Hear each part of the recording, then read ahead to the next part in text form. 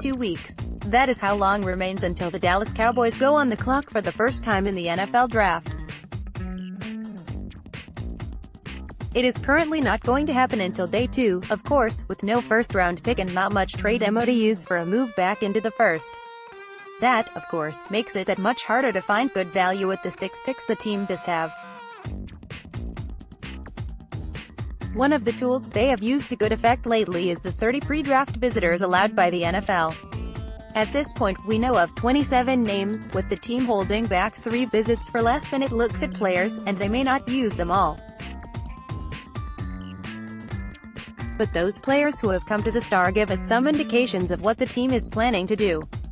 And if we look at where those names are seen as falling in the overall draft, it further clarifies things. Here is a table of all the invites, with where they are seen landing in the draft according to the big board at CBS Sports, at the time this was written.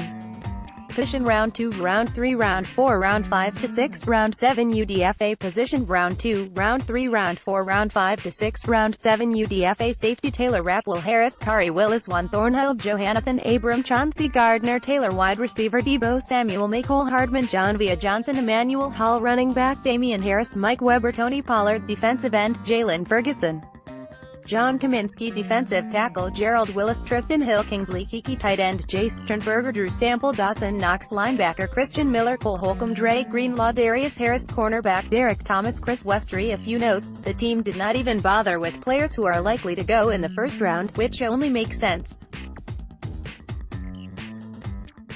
Obviously, different boards will have some of these players in different rounds. But the CBS board has been a pretty good one in the past, and this is more about getting a general idea of where these players' talents would slot them. Each round is a broad swath, of course. Some, like DT Gerald Willis, are right at the top of their round. He is seen at the 66th player overall, which could certainly bring him into play at the Cowboys' earliest pick, 58, if they have just a little higher value on him.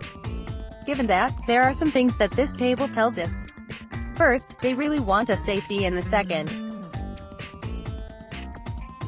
All 4 of the second-round names here are candidates to go before the Cowboys get on the clock, so they will be watching for someone to slide to them, or maybe will consider a trade-up to grab one. Fortunately for them, the position is one that is often undervalued by teams, so the chance of being able to sit in place and still get someone they like is pretty good. And there are some other intriguing names that did not make the trip to Frisco that are seen as second-round level players, like Deontay Thompson and Darnell Savage. If getting a safety doesn't work out, it looks like the preferred fallback positions are wide receiver, running back, and defensive end. The one to watch is Deebo Samuel. According to CBS, he is the best value of the 3 non-safety names in the second round Dallas has taken the time to invite. If there isn't a run on wide receivers before the Cowboys go on the clock, he could well be available. This is a WR class that is not particularly strong at the top but deep in the later rounds, so some teams may wait. Of course, that may also be the thinking at the Star. The third round looks like something of a sweet spot for Dallas at tight end and wide receiver. While only Mike Weber shows as a 4th-round name here, the team has 2 picks late in that round, so they may be looking at using one or both to trade up, or is where they hope to grab a player they like that has slid down a bit. It was a bit of a surprise to see so many linebackers invited, but none are seen as premium values. The Cowboys have used their visits to take a closer look at possible priority UDFA signings, so that could apply here, and to the 2 cornerbacks they had in.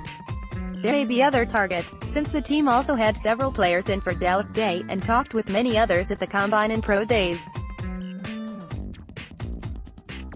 One name from that group that could be a target in the 4th is Devin Benogu out of TCU, but we've seen his name rise in some mocks.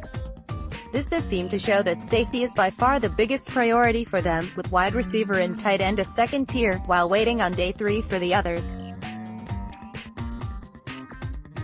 Of course, they likely have a lot of different reads on the players than CBS does. But based on what we have seen in past years, this gives us a decent map of just where they likely want to go when their turn comes up in each round.